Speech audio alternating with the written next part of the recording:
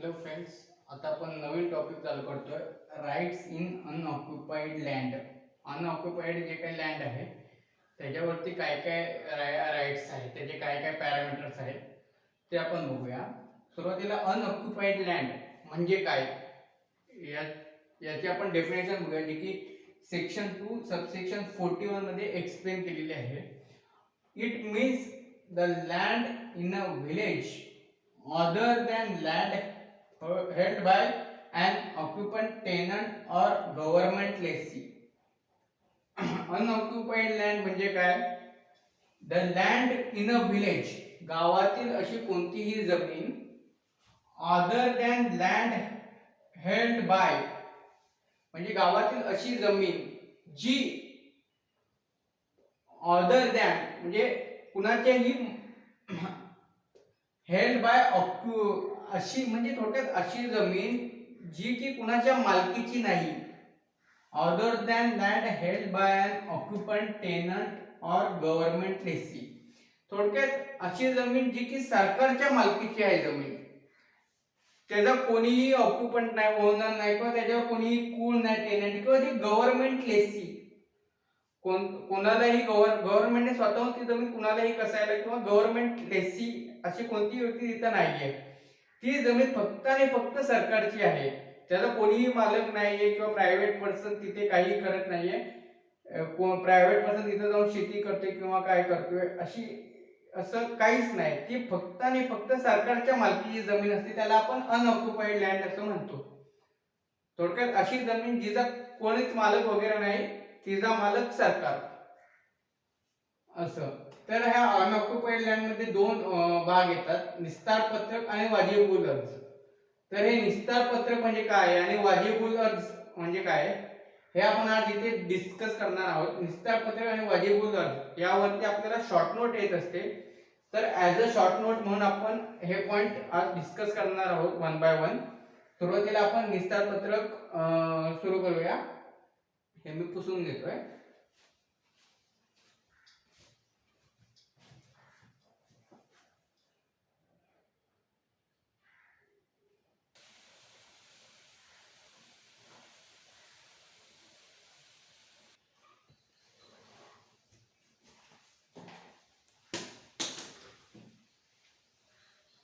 आता हे rights in unoccupied land मधला पहिला पॉइंट निस्तार पत्रक काय आहे त्याच्याबद्दल आपण डिस्कस करूया. व्हॉट इज इन्क्लूड इन निस्तार पत्रक?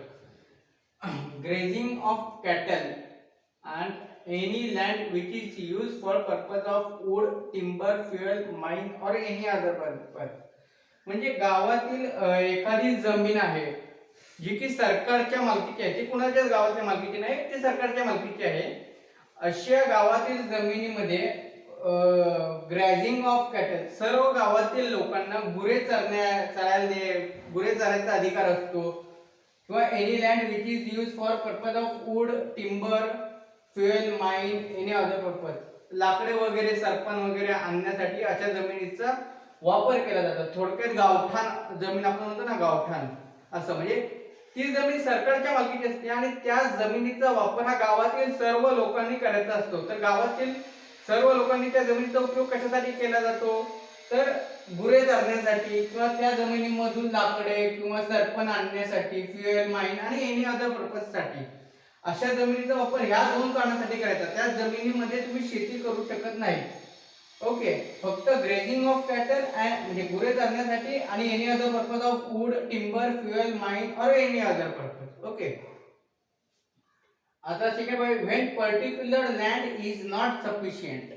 आता एखाद्या गावामध्ये एखादी जमीन आहे निस्तार पत्रक खालची, ह्या एक गाव आहे त्याची ही जमीन आहे आणि इकडे बी गाव आहे, ते ह्या मॉन्ट्रियल लागून अशी, हे बी आणि हे ए असं विलेज आहे समजा.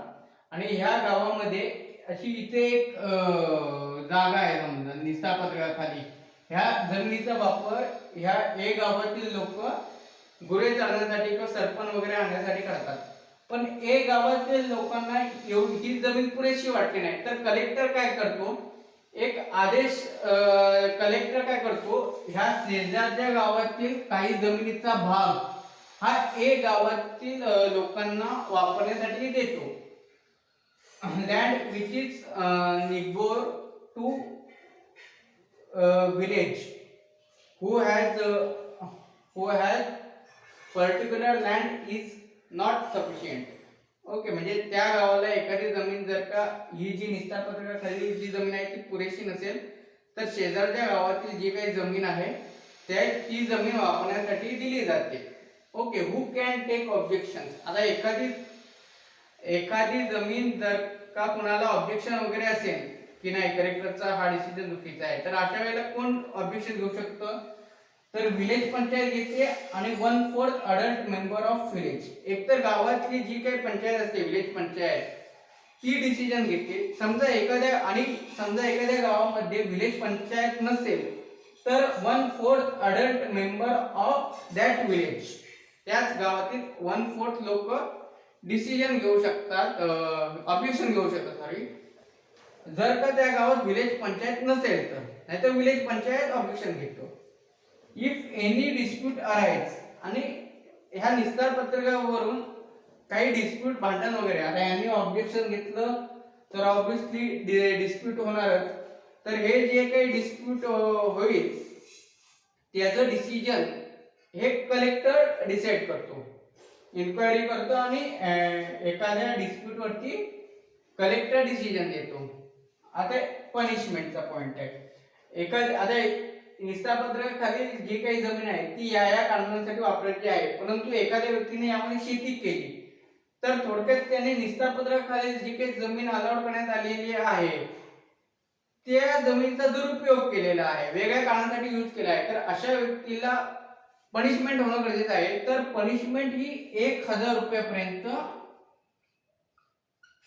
1000 रुपीज इथपर्यंत फाईन दिला, इथपर्यंत त्याला पनिशमेंट केली जाते 1000 रुपयापर्यंतची. ही पनिशमेंट कोण करतं, तर कलेक्टर.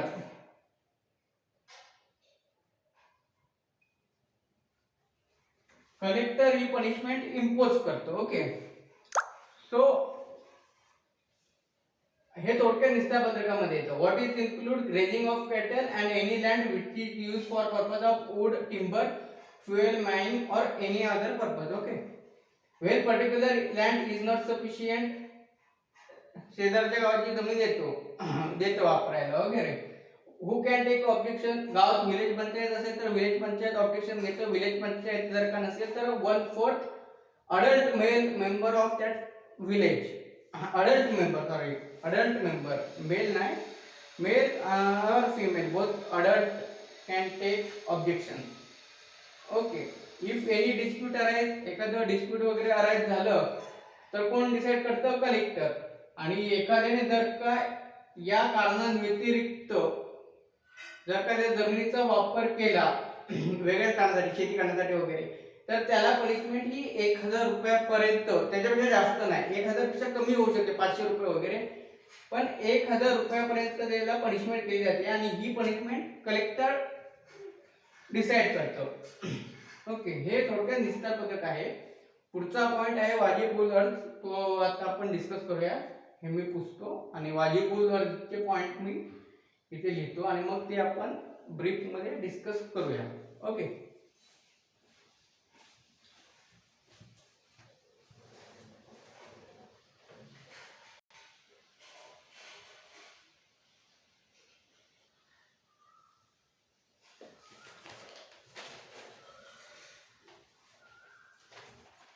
आता आपण वाजिब उल अर्ज म्हणजे काय ते जरा बघूया.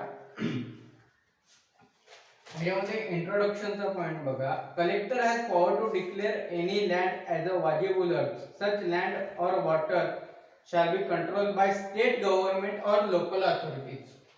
वाजिब उल अर्ज हे एखादी लँड किंवा वॉटर दोघांच्याही रिलेटेड असते, एखादं लँड आणि वॉटर. ओके, या दोघांचेही रिलेटेड वाजिब उल अर्ज मध्ये येतो. तर हे दोन्ही कुणाच्या मालकीची असली पाहिजे जमीन, तर गव्हर्नमेंटच्या मालकीची असणं ते गरजेचं आहे, गव्हर्नमेंट किंवा लोकल अथॉरिटी.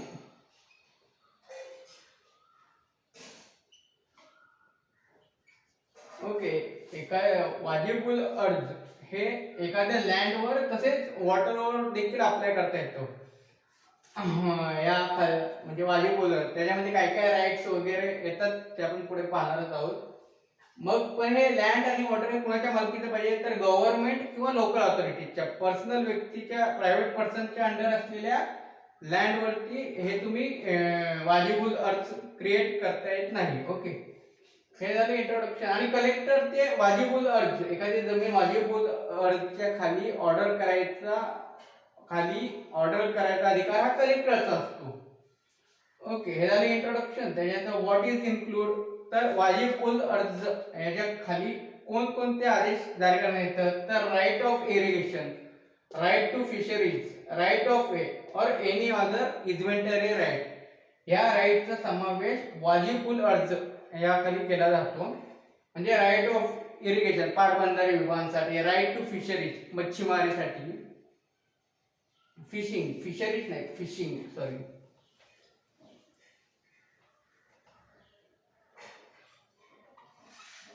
फिशिंग मच्छीमारी करण्यासाठी, फिशरीज नाही सॉरी फिशिंग करण्याचा अधिकार, राईट ऑफ वे येण्या जाण्याचा रस्ता, एनी इन्व्हेंटरी राईट, अजून काही इन्व्हेंटरी हक्क वगैरे देऊ शकतात वाजिबुल अर्जाच्या खाली.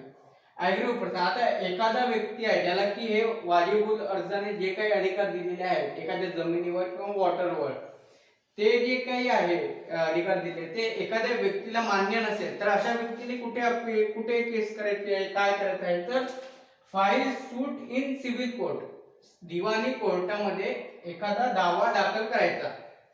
ओके, किती त्याला टाइम लिमिट दिलाय विदिन 1 इयर, 1 वर्षाच्या आतमध्ये ज्याला ही जी काही वाजिबुल अर्जाखाली जी काही ऑर्डर झालेली आहे ती जर का एखाद्या व्यक्तीला मान्य नसेल तर त्याने सिव्हिल कोर्टामध्ये दावा दाखल करायचा विदिन 1 इयर मध्ये. Okay, next point, ground for modify such order.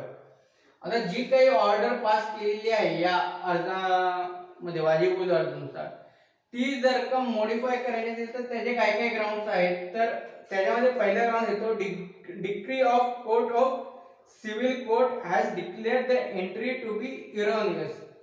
जर का डिक्री ऑफ सिव्हिल कोर्ट इथे लिहून ठेवतो मी शॉर्ट पॉइंट मध्ये, डिक्री ऑफ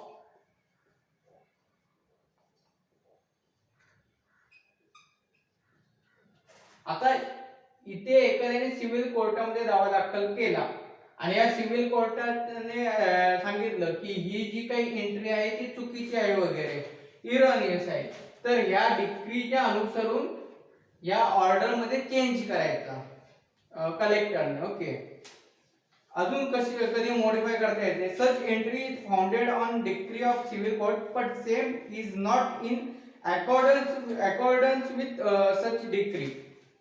म्हणजे डिक्री पास केली आहे पण त्याच्यामध्ये चेंज करते वेळी, मूळ ह्याच्यामध्ये वाजिबुल अर्जामध्ये चेंज करते वेळी ती चुकून वेगळीच टाकली केली तर परत ती मॉडिफाय करायची, कारण ती सिव्हिल कोर्टाने दिलेल्या आदेशानुसार नाहीये म्हणून. हे सिव्हिल कोर्टाने एखादा आदेश पास केला पण त्या पास केलेल्या आदेशानुसार ती करेक्शन करता आली नाही, वेगळीच करेक्शन झाली तर पुन्हा तसा अर्ज देऊन पुन्हा ते करेक्ट करायचं. अशा प्रकारे 2 ग्राउंड झाले की मॉडिफाय करायचे. तिसऱ्या ग्राउंड मध्ये काय सांगते, such entry is based on such decree order but same has subsequently been varied in appeal, review of or revision. म्हणजे आता सिव्हिल कोर्टाने एखादी डिक्री पास केली, त्याच्यानुसार कलेक्टरने त्यामध्ये चेंजेस केले मूळ वाजिब अर्जामध्ये. ओके, चेंजेस झाले डिक्रीनुसार, पण ह्या डिक्रीच्या विरुद्ध कोणीतरी समजा एखाद्या व्यक्तीने वरच्या कोर्टामध्ये अपील दाखल केलं किंवा रिव्हिजन केलं आणि त्याचा डिसिजन ह्या डिक्रीच्या वेगळा आला समजा, तर मग तो जो आदेश आला आहे त्याची एंट्री मूळ वाजिब अर्जामध्ये जाण्यासाठी जी काही या आदेशानुसार जी काही अर्जामध्ये बदल झालेला आहे तो रद्द करून जो अपिलामध्ये जो काही आदेश झालेला आहे त्या अपिलाच्या आदेशानुसार वाजिबुल अर्जामध्ये चेंजेस करायचे, म्हणजे परत एकदा मॉडिफाय झालं. कारण सिव्हिल कोर्टाने जो आदेश दिलेला आहे तो अपिलामध्ये रिव्हर्स झाला, कॅन्सल झाला, तर किंवा त्याच्यामध्ये मॉडिफाय करण्यात आली तर परत तुम्ही त्या वाजिबुल अर्ज जो काही आदेश आहे त्याच्यामध्ये चेंज करावा लागतो, परत एकदा मॉडिफाय करावे लागते, कारण अपीलामध्ये डिसिजन वेगळा आला म्हणून. जर अपील कॅन्सल झालं, रिजेक्ट झालं तर आहे तोच आदेश राहणार, पण जर का चेंजेस झाले त्याच्यामध्ये तर परत एकदा मॉडिफाय करावे लागते ऑर्डर. ओके.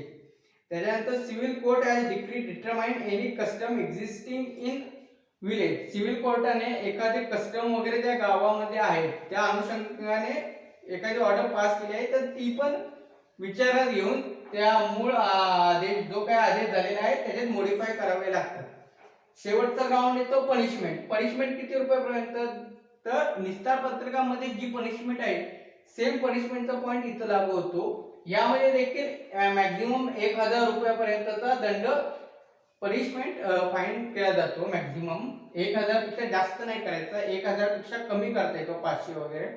आणि हा दंड कुणी करायचा तर